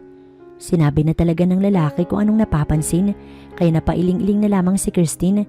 Anong karapatan nito na sabihin ng mga salitang yun gayong hindi naman siya nito labis na kakilala? Loko pala kayo eh. Eh sino ba kayo para husgahan ako? Kung makapagsalita kayo parang kilalang kilala nyo na ako. Kunwari natatawang sabi ni Christine kahit ang totoo nasasaktan talaga siya sa sinabi ng lalaki. Because I like you, Christine. Gusto kita at nagsiselos ako sa Alvin na yun. Mas gusto mo pa siyang kasama kaysa sa akin. Galit na sabi kay Christine ng boss niya na para bang kasalanan niya ang lahat at siya lang talaga ang may ginawang kasalanan. At tumaasa ka na sa ginawa mo makipaghalikan sa babae sa harap ko ay magkakagusto ko sa inyo o pagseselosin mo ko? Mabilis na natawa si Christine at mabilis na napailing-iling. Pues hindi, dahil kung akala mo'y magsiselos ako, malabong mangyari yun dahil unang-una hindi ka naman gusto at talagang kung gusto mo yung isang tao, ipakita mo, hindi yung gumagamit ka ng ibang tao. Isang malaking red flag yun. Ang sabi ni Christine dahil nabitawan na siya ng lalaki, tuluyan na siyang umalis sa opisina na to. Anong akala ng lalaking yun na sa pag-amin nito mapapawi yung inis niya? Kasi parang lalo lamang nitong dinagdagan ng kanyang pagkainis at pagkabwisit sa mga oras na yun. Kung gusto pala talaga siya, bakit hindi na lamang aminin? Kaysa naman kung ano-ano pang pinaggagawa, diba? Nang umuwi si Jacob sa kanilang bahay, sobrang sama ng kanyang mood. Bakit niya ba kasi ginawa ang bagay na yun? Bakit kailangan niyang gumamit ng babae na kung tutuusin ay kung saan niya lamang pinulot? Mapansin lamang siya ni Kirsty na sa totoo lang ay napansin naman talaga siya ng babae pero hindi dahil sa nakuha niya yung atensyon nito kung hindi dahil nakuha niya yung inis at pagkabwisit ng babae. Sa totoo lang at sa tingin niya, silang dalawa hindi makakapag-usapan ng maayos dahil sa kanyang kainis-inis na ginawa. San, may problema ba? Tanong kay Jacob ng kanyang ina nang siya ay makita na to. Pero hindi siya sumagot at nagtuloy-tuloy lamang sa pag-akyat ng hagdan para pumunta sa kwarto niya at gusto niyang makapagpahinga at makapag-isip-isip ng maayos. Mas nagagawa niya kasi mag-isip ng maayos kapag mag-isa lamang at walang gumagambala. Bakit naman kasi talaga ang babaeng napili niya ay mukha naman talagang kung saan lang pinulot at yun talaga ang napansin ni Christine dahil sa sobrang kagalingan na to. Pansin niya nga na parang sa kanilang dalawa, ito na ang boss dahil sa totoo lang parang nakokontrol na nito ang kanyang nararamdaman. Kapag galit din ito sa kanya, ay nagagawa niya ring magalit sa kanyang sarili. Ganito kalaki yung epekto ni Christine sa kanya. Pero at least, umamin na siya rito. Alam na ni Christine na gusto niya ang babae at nagawa niyang aminin ang kanyang tunay na nararamdaman. Samantalang sa kabilang banda, kakatapos lamang ni Christine na maglinis ng kanyang katawan ngunit hindi pa rin siya makatulog dahil bigla-bigla na lamang pumpasok sa kanyang isipan ang ginawang pag-amin ng boss niya. Kaya pala nakipaghalikan ito sa ibang babae sa harap niya para siya ay pagsilosin. Kaya napailing-iling na lamang si Christine dahil hindi talaga siya makapaniwala. Nakakainis naman talagang lalaking yun. Mukhang hindi pa siya papatulugin dahil sa kakaisip. Kapag talaga siya ay pumasok bukas na may eye bags, kasalanan ng boss niya yun. Kinabukasan, maagang nagising si Christine dahil maaga siyang papasok. Mabilis siyang nag-ayos dahil ayaw niyang matraffic. Mabuti na lang at maayos naman ang naging kasabay ni Christine sa biyahe. Pero pagdating niya sa opisina, doon pala siya mababad trip dahil sa may lamesa niya, may nakalagay na flowers at sa tingin niya, alam niya na kung kanino galing yun. Walang iba kundi sa nakakairita niyang boss. Ngunit nasaan si Jacob? Nasaan ang boss niya? Saan ito nagpunta? Lingid sa kaalaman ni Christine na si Jacob ay maagang nakipagkita sa mga magulang niya dahil hindi naman alam ng boss niya na siya ang babaeng pinapahanap na to. Hindi na po matutuloy ang kasal namin ng anak nyo. Pasensya na po pero yun ang mas tama. Dahil kung kakasal kaming dalawa, mapipilitan lang kami na pakisamahan yung isa't isa. Paliwanag ni Jacob sa mga magulang ng babaeng gusto ng magulang niya na siya ay pakasalan. Pero sa totoo lang, gusto niya na talaga ang kanyang sekretarya kaya nga kinakausap niya ang magulang ng babaeng dapat na kanyang pakakasalan. Iho, meron ka na bang napupusuan? Sumagot ng oo si Jacob. Pwede ba namin siya makilala? Napatango na lamang si Jacob. Kung yun lang ang paraan para maniwala ang mga ito sa kanya upang tigilan siya, handa siyang gawin yun. Proud na proud siya na ang sekretary niya ang babaeng nagugustuhan at hindi siya mahihiya na ipakilala ito sa ibang tao. Bumalik na ang boss niya sa company, hindi ito pinapansin ni Christine. Wala siyang balak na magbigay ng comment tungkol sa pag-amin ng lalaki dahil kung yun ang pag-uusapan, baka hindi matapos ang kanilang pag-uusap. May meeting ako bukas, magayos ka. Ang sabi lamang nito sa kanya at ito pa talaga ang may karapatan na maging cold pagkatapos nitong umamin sa kanya na para bang hindi ito umamin na gusto siya. Parang syunga lang at bakit naman siya kailangan mag-ayos? Napairap na lamang si Christine dahil wala naman siya magagawa kundi ang sumunod na lamang sa lalaki dahil nga boss niya ito. Pinagmamasdan ni Jacob si Christine tungkol sa sinabi niya na may kamiting ulit siya at isasama niya ito. Ang napapansin niya lang naman ay mukhang bad trip na naman ng babae pero wala siyang magagawa. Gusto itong makausap ng mga magulang ng babaeng dapat ay pakakasalan niya pero nakilala niya ang kanyang sekretarya. Kahit ang nakikita niya kay Christine ay nakasimangot na muka, napapangiti pa rin si Jacob. Lahat na lang ata ng meron dito ay gusto niya. Kahit na nga paulit-ulit pa itong mainis sa kanya ay tila ayos pa rin sa kanya. Kung hindi naman ito mag-aayos, okay lang din naman dahil kung mamaliitin ito, handa niya itong ipagtanggol dahil handa niyang gawin ang lahat para sa babae. Nang magtama ang mga mata nila, inirapan lamang siya ni Christine. Inis nga sa kanya ito pero ang mahalaga, naamin na niya ang feelings niya rito. Kinabukasan ay walang choice si Christine kundi ang magbihis ng maayos. Medyo inayos niya yung sarili para alam niya na walang makakakilala sa kanya. Ang tunay niyang buhok ang kanyang gamit ngunit ang contact lens ay hindi niya tinatanggal. Hindi maiwasang mapahanga ni Jacob nang masilayan ang kanyang sekretarya. Tila ba may bigla siyang naalala pero sinawalang bahala niya na lamang yun. Habang palabas sila ng company, panay ang tingin ng mga empleyado sa kanila lalo na sa kanya. Yung iba ay napapairap pa, marahil ay dahil sa inggit dahil mas maganda siya sa mga ito. Ewan ba ni Christine kung bakit noong papasok na sila sa restaurant, bigla na lamang siyang kinabahan sa hindi niya malamang dahilan. Parang may mali, iba ang pakiramdam niya. Pero sinawalang bahala niya na lamang yun dahil baka masyado lamang siyang nag-overthink. Ngunit ganoon na lamang ang gulat niya nang makita niya ang kanyang mga magulang na kamiting ng kanyang boss.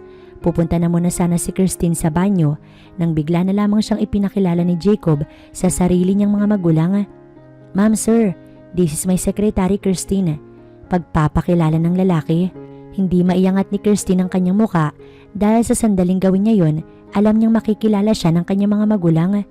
"Iho, mukhang ayaw niyang ipakita ang mukha niya sa amin." Ang sabi ng ginang. Boses pa lamang ng mami niya, kinikilabutan na siya. Mga oras na yon, alam niyang wala na siyang choice kundi harapin ang lahat. Si Jacob na lamang ang kanyang sisisihin dahil sa mga pinaggagawa nito. "Iha?" Ganun na lamang ang gulat ng kanyang ina nang siya ay makita kaya hindi ito nakapagsalita at hindi natuloy ang sasabihin. "Kilala niyo po siya?" Naguguluhang tanong ni Jacob nang mapansin na parang kilala ng mag-asawa ang kanyang sekretarya. "Paanong hindi namin siya makikilala kung siya ang aming anak at siya ang dapat na babaeng pakakasalan mo?" Miski yung ama ni Christine ay gulat na gulat. "What?" Hindi makapaniwalang tanong ni Jacob nang tignan niya si Christine at nakaiwas na ito ng tingin na parang guilty ito at alam na nagsasabi ng totoo ang mag-asawa. "Siya ang anak namin, iho. Siya si Christine." Sabi ng mami ni Christine. Madali siyang nalokot na paikot ng babae. Hindi naman pala ito mahirap kaya bakit kailangan itong magtrabaho sa kanya at maging sekretarya kung pwede naman pala itong maging tagapamahala. "Aalis na ako dito," biglang sabi ni Christine pero bago ito makaalis, nahawakan ni Jacob ang kanyang braso. Ayaw paalisin ng binata ang dalaga.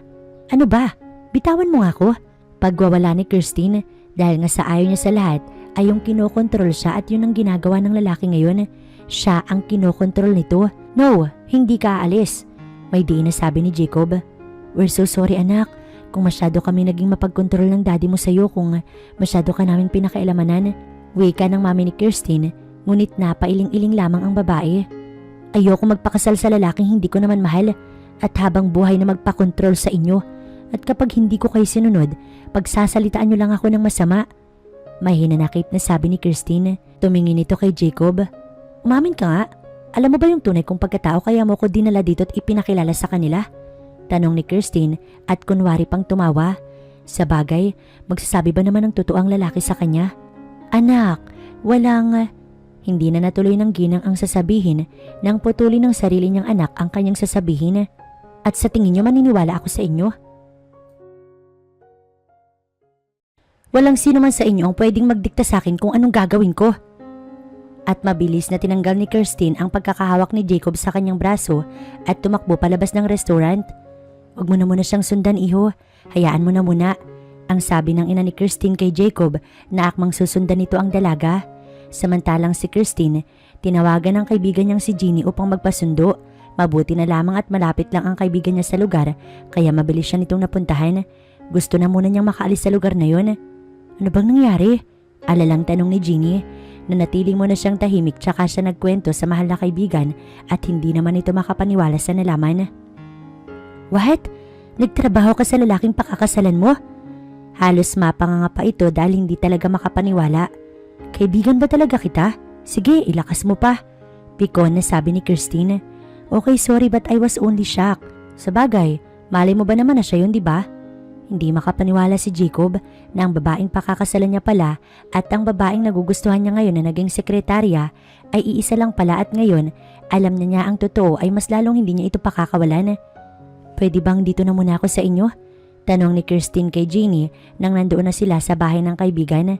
Pwede naman, pero sure na hanapin ka rin ng mga magulang mo. Nag-aalalang sabi ni Jeannie. Di mo naman ako ilalaglag sa kanila, di ba? Of course not. Ngumiti si Jeannie, kaya nagpaalam na muna si Kirstine na magpapahinga na muna siya sa kwarto dahil masyado siyang napagod sa nangyari at kailangan niya munang magpahinga. Ngunit lingid sa kaalaman na paggising niya, lalo lamang siyang mai-stress. Nagising si Kirstine dahil may tumatapik-tapik sa kanya. Sisigawan niya na sana nang makita niyang si Jeannie ito. Bakit naman kasi kailangan na ganunin pa siya kung pwede naman nagisingin na lamang at wala nang pagganon-ganon? Bakit ba? Tanong niya sa kaibigan. Tinatanong kung ano ba ang dahilan kung bakit siya nito ginigising gayong hindi pa nga ata humahaba ang tulog niya kaya naistorbo agad siya. Pag ganun pa naman ay talagang sumasakit ang kanyang ulo. May naghahanap sa'yo sa baba. Kinakabahan itong sabi na parang may ginawa itong masama sa kanya. Sino? Nakataas na kilay na tanong ng kaibigan. Sorry talaga bes pero bumaba ka na muna. Hindi ko talaga sinasadya. Kaya ayun, wala siyang choice kundi tignan na lamang kung ano ang sinasabi ng kaibigan. Kaya ganun na lamang ang kanyang gulat nang makita si Jacob na nakaupo sa may sofa. Anong ginagawa mo dito? Kanyang tanong sa lalaki, tsaka masamang tinignan ng kanyang kaibigan. Siguradong inamin ito sa lalaki na nandun siya, kaya hindi na ito umalis at ginising pa talaga siya ng kaibigan para lamang kausapin ng lalaki. Sinusundo ka? Sagot ni Jacob sa kanya at tumawa ito na para pang gustong lumapit sa kanya. At sa tingin mo sasama ko sa'yo? Sino ka ba? Ano bang meron tayo? Wala na siyang pakailam kahit makasakit pa siya ng feeling ng iba. Nagsasabi lang naman siya ng totoo. Baka nakakalimutan mo na ako ang fiancé mo na dapat mong pakasalan. At saan naman kumukuha ng lakas ang loob ng lalaki para ipamukha sa kanya yun? Pakasalan? Wala siyang balak pakasalan ng lalaki na ni minsan. Hindi niya na naisin na pakasalan to. Wala akong pakailam. Ang mga magulang ko lang may gusto nun at ako gagawin ko yung gusto ko. Matapang na sabi ni Kirstine. Humingi na sila ng tawad sa'yo. Hindi mo ba sila kayang patawarin? Huwag mo kong matanong-tanong ng mga ganyan dahil wala kang alam. Ayoko magpakasal sa'yo o kahit na kanino. Gusto ko'y malaya ako at pakakasalan ko kung anong gusto ko at hindi ikaw yun. Nagmamatigas pang sabi ni Kirstine. Iuwi na kita sa inyo. Sabi ng lalaking walang pakailam kung ano ang kanyang sinasabi. Aalis ka dito ng mag-isa, hindi ako sasama sa'yo. Sabi ni Kirstine at tumalikod na sa lalaki pero hinawakan siya na to. Sasama ka sa akin. Kapag pinilit mo ko, mas lalong hindi ako sasama. At ikaw ano? Umaasa ka na pakakasalan kita? Alam mo, nagsisisi na nga ako na nag-apply pa ako ng trabaho sa'yo dahil ikaw ang dahilan kung bakit ako lumayo dahil gusto nilang magpakasal na ako sa'yo. Inilabas na talaga ni Kirstine ang kanyang nararamdaman. Then kung ayaw mong sumama sa santong dasalan, isasama kita ng sapilitan.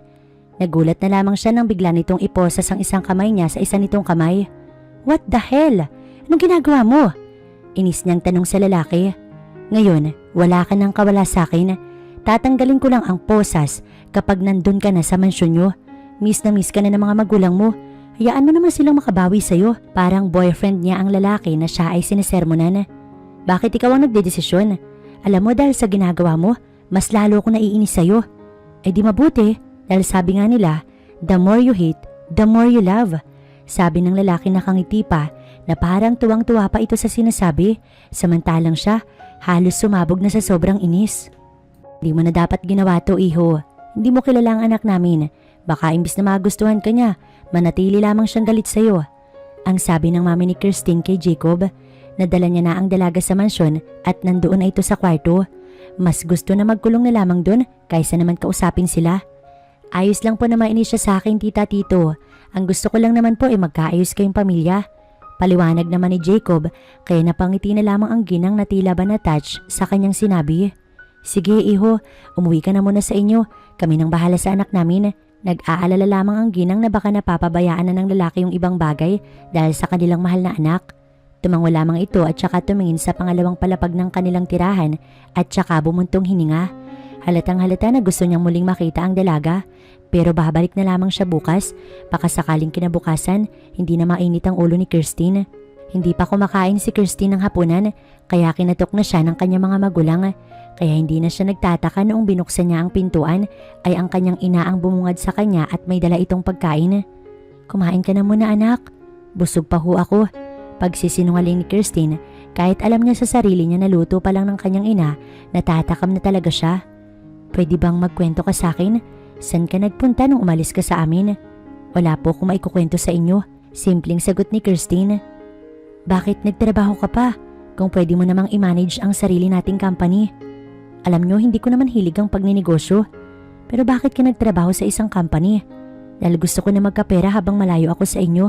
Na mapatunayan ko sa inyo na kaya ko yung sarili ko at hindi ko kailangan umasa sa inyo ni Daddy. Paliwanag ni Christine. Hindi mo naman kailangan gawin yun, anak. Kailangan, ma'am. Baka kasi habang buhay, isipin nyo na lamang na sakit lamang ako ng ulo. Sagot ni Christine at pagkatapos sabihin ng mga salitang iyon, tumalikod na siya sa ina at sinabing lumabas na ito sa kanyang kwarto. Mabilis naman siyang sinunod ng ginang pero iniwan ito ang pagkain na niluto sa kanyang kwarto. Namalayan na lamang ni Christine na may pumatak ng luha sa kanyang mga mata. Oo, na-miss niya ang mga magulang niya nung lumayo siya. Pero bakit parang hindi siya sanay sa ganoong pakikitungo ng mga ito sa kanya? Pagkatapos kumain, bumaba saglit si Christine upang dalhin ang pinagkainan niya sa kusina. Mabuti na lamang at wala nang gising at nang makabalik siya sa kanyang kwarto, natulog na nga siya. Kinabukasan, nagising siya dahil sa boses ng isang katulong. Gusto man niya itong pagsabihan pero wala naman siya magawa dahil ginagawa lang naman ito ang trabaho. Mag-ayos na daw po kayo ng sarili niyo bago bumaba, sabi ng katulong at lumabas na ito ng kanyang kwarto. Napakamot na lamang si Christine sa ulo. Balik na siya sa dating buhay. Hirap na lamang si Christine nang makita si Jacob na kausap ang parents niya at mukhang ipinagpapaalam siya ng lalaki. Saan tayo pupunta? Kasi alam mo, nagtitimpi lang ako sa'yo. Masyado kang papansin. Sabi niya kay Jacob na abala sa pagmamaneho at hindi niya man lang alam kung saan ang kanilang pupuntahan. Sa kumpanya ko. Ano? Huwag kang mag-alala. Hindi ko pagtatrabahuhin yung babaeng pakakasalan ko. Ipapakilala lang kita sa kanila. Biglang nawalan ng sasabihin si Christine. Mas gusto niya pa atang magtrabaho na lamang kaysa ipakilala siya ni Jacob bilang babae na pakakasalan. Ayaw pang pumasok ni Christine sa loob ng company ni Jacob. Pero wala rin naman siyang choice kundi pumasok na lamang doon. Kapag kasi umalis siya, baka magsumbong pa ang lalaki sa kanyang mga magulang. Napailing-iling na lamang si Christine dahil bakit kailangan niya mapasok sa ganoong sitwasyon at talagang ipapakilala pa siya. Kung ang iba ay natutuwa kapag pinapakilala, pues siya ay hindi natutuwa. Gulat na gulat ang mga ibang tao doon nang makita siya na nakasuot ng pangmayaman na damit. Dati kasi, simple lamang ang kanyang ayos. Yung babaeng tandang-tanda niya na inis sa kanya ay bumubulong pa sa katabi nito. Gusto kong ipakilala sa inyo ang fiancé kong si Christine Gray. Pagpapakilala ng lalaki, kaya ganoon na lamang ang gulat ng mga tao. Ano ho, sir? Ang ibig sabihin ho ba ay mayaman si Christine? Paglilinaw pang tanong ng isa na halos hindi makapaniwala. Yes, she is. Proud na sagot ni Jacob. Pero hindi na natuloy ni Jacob ang sasabihin nang biglang tumakbo si Christine papunta kay Alvin upang kausapin ng kaibigan na ilang araw din niyang hindi nakita. Fiancé niya na si Sir pero nakikipag-usap pa sa iba.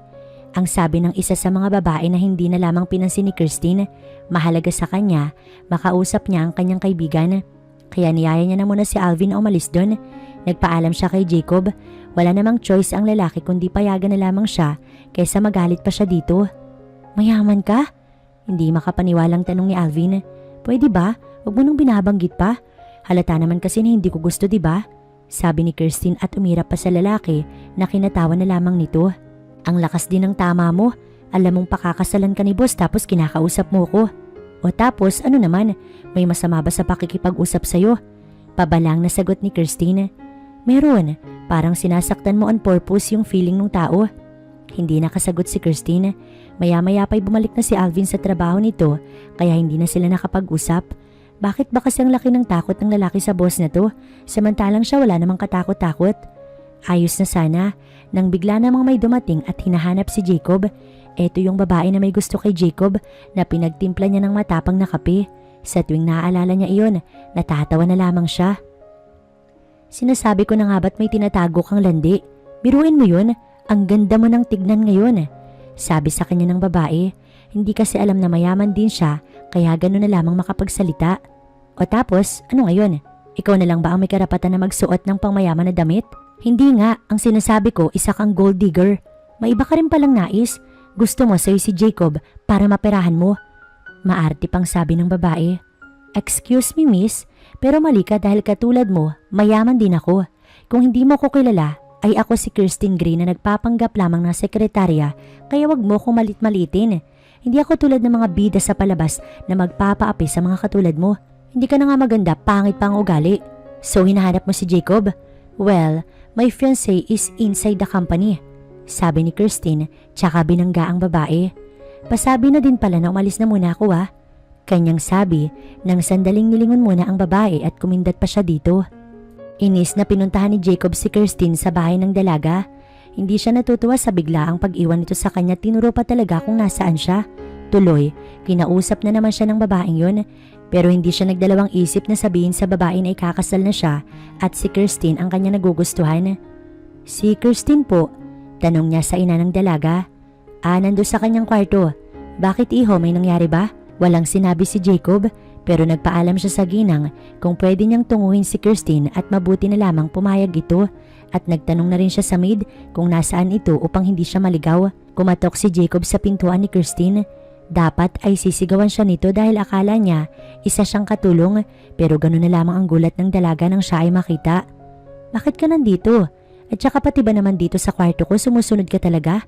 Inis na tanong ni Kirstine kay Jacob kaya nagulat na lamang siya nang itulak siya nito papasok sa loob ng kwarto at pumasok din ito doon. Tsaka nito sinarado ang pintuan. Nakaramdam ng takot si Kirstine. Hindi maiwasang mag-isip kung ano ang balak gawin ng lalaki sa kanya, lalo pat babae siya. Kung ito ang paraan mo para takutin ako, pues, hindi effective. Kaya pala parang kinakabahan ka na. Mapang-asar na tanong ni Jacob. Hindi ako magpapakasal sa bastos. Bigla namang malakas na tumawa si Jacob. Iniisip talaga ng dalaga na may masama siyang gagawin dito. Can you stop laughing? Sa totoo lang, ang sakit sa tenga ng tawa mo. Iritadong sabi ni Kirstine. You look cute. Pangaasar pa nito sa babae. Cute mo mukha mo. Kapag sumigaw ako ng rape at narinig nila ako, tignan ko lang kung maging cute pa ako sa harapan mo. Well, kahit gawin mo yun, may pagtatanggol ko yung sarili ko dahil hindi ko magagawa ang sinasabi mo. Gusto lang talaga kitang masolo pero hindi kasama doon ang hindi pagrespeto ko sa'yo. Hindi agad nakapagsalita si Kirstine dahil sa sobrang paghanga sa sinabi ng lalaki. Kunwari ka pang mabait at gentleman, gago ka lang din naman. Kung gago ko, di sana nung una pa lang na nalaman kong ikaw at ang pakakasalan ko ay iisa. Sinabi ko na sa kanila na ipakasal na tayo na hindi ko ginawa dahil isinaalang-alang ko yung damdamin mo. Ayoko na habang kasal tayo, galit ka lang sa akin. Hindi makapaniwala si Kirstine. Bakit ganito ang lalaki sa kanya? Alam mo, hindi ko maintindihan kung bakit mo ko nagustuhan. Gayong wala namang kagusto-gusto sa akin. Nakilala kita sa paraang ikaw. At kahit na hindi ka kagusto-gusto gaya ng sinasabi mo, mas nahulog pa nga ako sa'yo dahil doon. Bago pa makapagsalita si Kirstine at sabihin sa lalaki na hindi siya naniniwala dito, mabilis siyang nahalikan nito sa labi. Hindi alam ni Kirstine kung anong nangyari sa kanya sa mga oras na yun na hindi niya alam kung bakit hindi niya naitulak ang lalaki. Tapos, bigla na lamang itong nagpaalam sa kanya. Habang siya ay naiwang nakahawak sa kanyang labi na kanina lamang, hinalikan ni Jacob. Hindi ko po gusto si Kirstine at kaibigan lang po yung tingin ko sa kanya. Nakahinga ng maluwag si Jacob sa naging sagot ni Alvin. But I think gusto ka niya, sabi niya sa lalaki. Nagulat na lang si Jacob nang bigla na lamang malakas na tumawa si Alvin at hindi makapaniwala sa kanyang sinasabi. Ako? Magkaibigan lang ho kami at baka ginagawa niya lamang iyon para inisin kayo. Pasensya na boss pero may trabaho pa ako. At umalis na ito sa kanyang harapan. Natakot na baka maiba pang sabihin at itanong. Biglang naalala ni Jacob ang pag-imbita sa kanya ng mami niya kay Kirstine na pumunta raw ang dalaga sa mansyon nila dahil magluluto ang ginang. Mabuti na lang talaga't mayroon siyang number ni Kirstine kaya tinawagan na lamang niya ang dalaga. Medyo natagalan pa ito bago sumagot. Mukhang busy sa kung anumang bagay. What? Inis nitong tanong. Inaalam kung anong dahilan ng kanyang pagtawag. Nasaan ka? Susunduin kita. Sagot naman niya sa babae. Nandito ako sa mall kasama si Ginny. Bakit ba kasi? Pupuntahan na kita dyan. Alam naman ni Jacob kung ano ang mall na madalas na puntahan ng magkaibigan. Nandito na yung mapapangasawa mo, sinusundo ka na. Panunokso pa ni Ginny sa kanilang dalawa, kaya naman siniko ni Kirstine ang kaibigan. Mamamasyal pa kami ni Ginny, ang sabi ng babae at halatang ayaw pang sumama. Mabuti na lang talaga't masyadong honest ang kaibigan nito at halatang boto sa kanya dahil suportado ang pagkakaroon nila ng moment kasama ang isa't isa. Bes, di ba? I told you na susunduin ako ng driver namin kaya mabuti pa. Sumama ka na lamang sa fiancé mo o kaya kayo na lang ang mamasyal. Nakangiti pang sabi ni Ginny. Maya-maya pa'y dumating na ang sundo nito kaya silang dalawa na lamang ni Kirstine ang naiwan. San mo na naman ba ako dadalhin? Sa amin. Simpleng sagot niya sa babae. Ano namang gagawin ko doon? Papakilala kita sa mga magulang ko. Hindi mo naman kailangan gawin yun dahil siguradong kilala na nila ako. Ayaw magpatalo ng dalawa at patuloy pa rin sa pagtatalo. Gagawin ko kung anong gusto ko at isasama kita at ipapakilala kita sa kanila. Unless natatakot ka. Mapang-asar na sabi ng lalaki. Hindi at bakit naman ako matatakot? At ano mo ba ako para ipakilala? Ikaw ang gusto kong babae at sasabihin ko sa kanila na ikaw ang tanging babaeng nagugustuhan. Medyo nakornihan si Christine pero pinigilan niya lamang nakiligin. Pero kinilig ka naman. Umirap na lamang si Christine. Bigla niya kasing naalala ang ginawa nitong paghalik sa kanya. Habang nasa biyahe, tahimik lamang si Christine hanggang sa makarating sila sa mansyon. Masasabi niyang halos magkasing laki lamang ang kanilang bahay. Maya-maya pa, may ginang na bumati sa kanya na sa tingin niya, ito na ang ina ni Jacob. Naikwento ka na sa amin ni Jacob. Naikwento niya na ang lahat-lahat. Napayuko si Christine, medyo nakaramdam siya ng hiya. Pero naiintindihan ko naman iha at ganun din itong anak ko na kahit gustong gusto ko na, hindi pa rin tinutuloy ang kasal niyo dahil alam niya na hindi ka pa handa. Pagkukwento ng ginang, tumingin si Christine kay Jacob pero nag-iwas ng tingin ng lalaki. Parang kinikilig na ewan kaya hindi makayanan ng tingin niya. Hanggang sa sabay-sabay na nga silang kumain, todo asikaso si Jacob sa kanya kaya halos mapaso na siya dahil sa sinasabi ng mami na to. Pwede na kayo maging mag-asawa. Asikasong-asikaso ka ng anak ko, iha. Kami mag-asawa. Miski ang ipagtimpla ng kape, hindi magawa. Kung pwede nga lang itatawag ako ng lawyer at ipapakasal ko na kayong dalawa. Alam ni Kirstine sa sarili niya na gusto na rin niya si Jacob. Hindi niya lang magawang aminin sa lalaki. Kaya ngayon, nakapag-isip-isip na siya na aamin na nga siya na ang mga ginawa niyang pagtataray noon ay para itaboy lang ang lalaki dahil nagkakagusto na siya dito, na siya namang hindi pwedeng mangyari dahil hindi niya ito pwedeng magustuhan. Baka kasi ituro siya sa mga magulang niya pero ngayon wala na siyang dapat pang ikatakot dahil alam na rin naman ng mga magulang niya kung siya ay nasaan. Nagbihis ng maayos si Kirstine at bibisitahin ng lalaki sa opisina. Maaga din siyang umalis sa kanilang bahay. Nang makarating si Kirstine sa company, ganun na lamang ang pagtataka niya dahil iba ang tingin sa kanya ng isang empleyado. Sinawalang bahala niya na lamang yun. Habang nasa elevator, nakaramdam ng kaba si Kirstine sa hindi malamang dahilan hanggang sa makarating siya sa opisina ng lalaki. Ganun na lamang ang gulat niya sa nasaksihan dahil nakakandong kay Jacob ang maarting babae na akala niya ay naitaboy niya na at nang makita siya, mabilis na naitulak ang babae. Patay ako nito. Hindi ko nasabi kay Ma'am Christine na may kausap pa si Sir. At napakamot sa ulo ang empleyadong yun. Sige, tuloy nyo lang. Mukhang nakakaabala ko sa inyo. Sabi ni Christine na maluha-luha na. Bakit kailangan sa mga oras na yun pa kung kailang handa na siyang umamin? Ganun pa ang nangyari. Hindi ko siya hinalikan. Siya ang humalik sa akin. Paliwanag sa kanya ni Jacob nang siya ay habulin na to. Imbis na sagutin ang sinabi ng lalaki, inangat na lamang niya ang ulo niya na kanina nakayuko upang makita nito ang kanyang pagluha at mabatid na siya ay nasasaktan dahil sa kanyang nasaksihan. Isusurprise sana kita. May sasabihin sana ako sa'yo, pero ako pa yung na-surprise. Ano pa bang bago? Puro hanggang sabi lang naman kayo. Pagkatapos bitawan ng mga salitang yon, patakbong pumunta si Kirstine sa elevator at bago pa makapasok si Jacob, mabilis niyang pinindot yun. Sabi na nga, maling pumayag siya na makipag-usap kay Monique tungkol sa negosyo dahil iba pala ang pakay ng babae. Batid niya naman na gusto siya ng babae, ngunit maling-mali ang ginawa nito. Kaya pati ang koneksyon niya sa company ng pamilya ng babae ay kanya nang puputulin.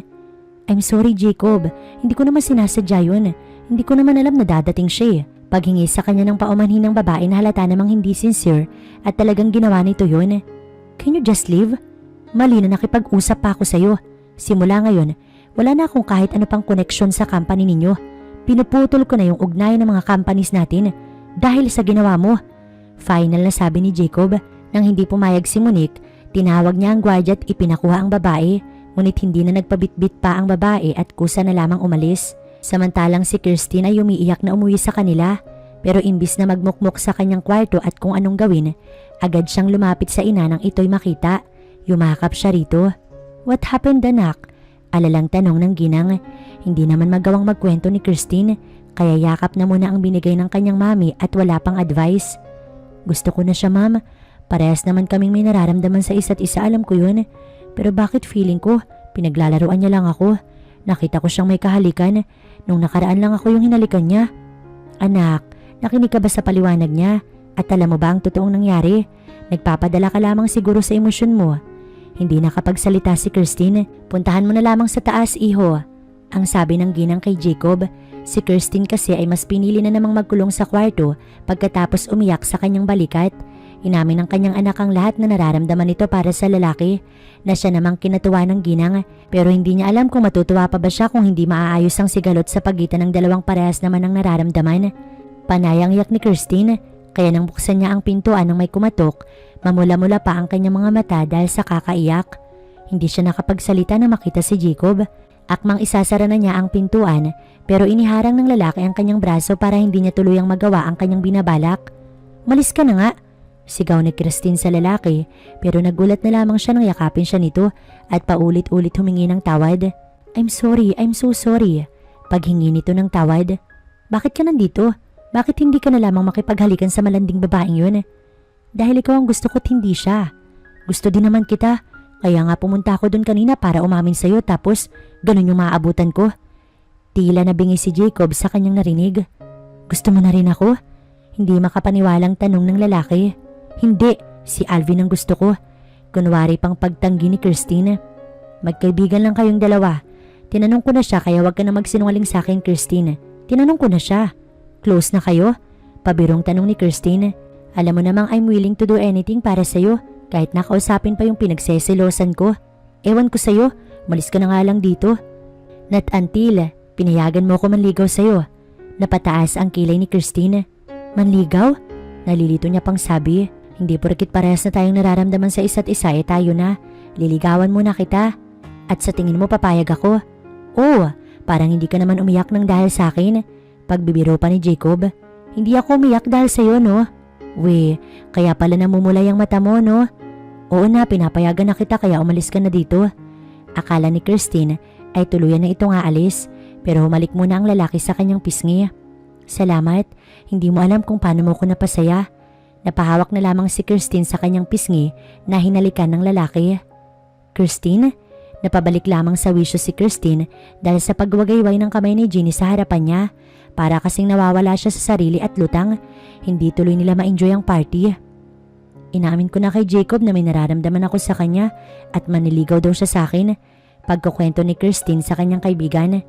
Anong ginagawa natin dito sa bar? Paano kung magalit yun sa'yo? Naiiling na sabi ng kanyang kaibigan. Maya-maya, tumunog ang kanyang cellphone. Kahapon nga lang pala sinabi ng lalaki na liligawan siya tapos ngayon, gumagawa na siya ng bagay na sa tingin niya hindi nito magugustuhan. Nasaan ka? Tanong ng lalaki. Andito ako sa bar. Saan? Sinabi naman niya kung saan. Maya-maya pa'y nawala na ang kanyang kausap. Napakibit balikat na lamang si Kirstine nang bigla na lamang dumating doon si Jacob. Kaya todo hampas si Ginny. Susunduin mo na ba ako? No, sasamahan kita. ang sabi ng lalaki tsaka inabot sa kanya ang isang buke ng bulaklak. Pumunta ito sa bahay nila pero wala siya doon, kaya pinuntahan na lamang siya nito kung saan siya naroon. Halatang handang gawin ng lahat para sa kanya. Hindi ka na-turn off sa mga babaeng mahilig sa party at bar? Tanggap ko ang lahat sa'yo kung ano ka. Hala, namumula siya, sabi ni Jeannie. Halata namang namumula ang pisngi niya dahil sa sobrang kilig sa sinabi ng lalaki. Ganda ang gising ni Christine ng araw na yun. Halos araw-araw na naman maganda ang gising niya dahil kay Jacob. Sa mga pinaparamdam ng lalaki sa kanya at mga ginagawa para sa kanya, mas lalo siyang nahuhulog dito. Bakit ganyan kayo makatingin sa akin? Natatawang tanong ni Christine sa mga magulang niya. Nakakaiba ang tingin sa kanya. Masaya lang kami ng daddy mo para sa'yo, kahit na marami kami mga... Hindi pa pinatapos ni Christine ang mami niya sa sasabihin. Hahaba kasi yung usapan at sa totoo lang, matagal niya nang napatawad ang kanyang mga magulang. I know na lahat ng sermon niyo sa akin ay para lang mapabuti ako, kaya hindi ako galit sa inyo ni dad, ma'am. Hindi ako galit, sabi ni Christine at niyakap ang kanyang mami at daddy. Tsaka siya nagpaalam na pupunta siya sa lugar na sinabi ni Jacob kung saan sila magkikita. Sa totoo lang, medyo iritado siya dahil hindi siya susunduin ng lalaki, pero ayos lang din naman sa kanya. Hindi naman araw-araw ay dapat siyang ituring na prinsesa ng lalaki. Nagtaksi na lamang si Christine papunta sa lugar na sinabi ni Jacob. Abala pa nga siya sa pag-iisip kung ano ang pakulo ng lalaki.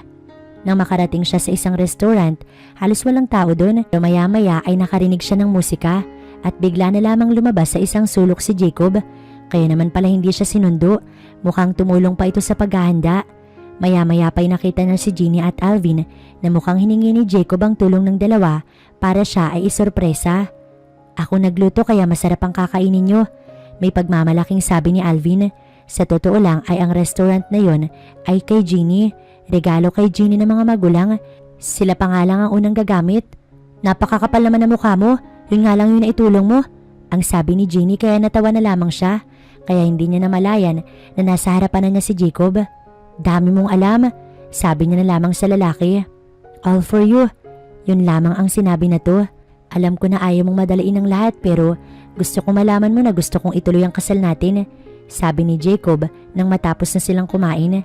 Hindi niya na muna sinagot ang lalaki hanggang sa niyaya siya nitong magsayaw. Hindi pa rin siya nagsasalita.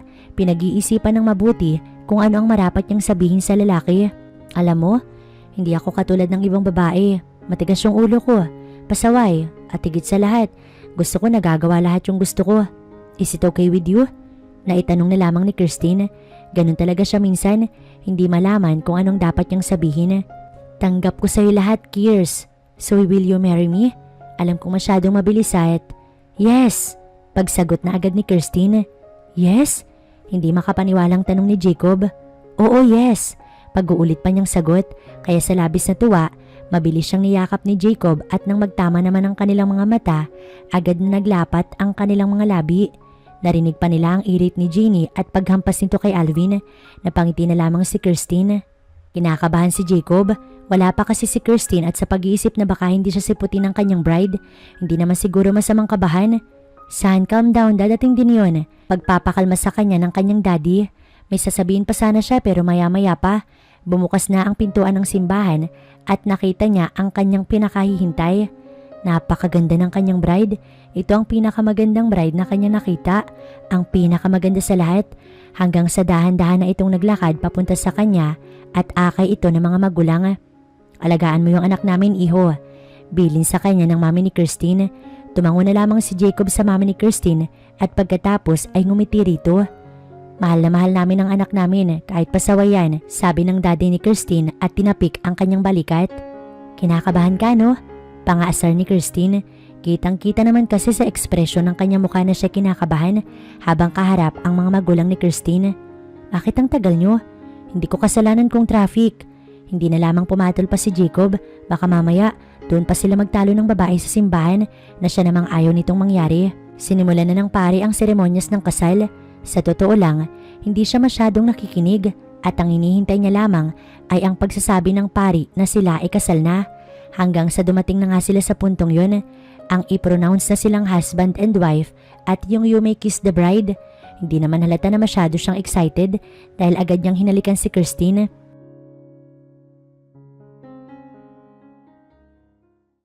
Nasa reception na sila. Ang daming tao. Bulong ni Christine.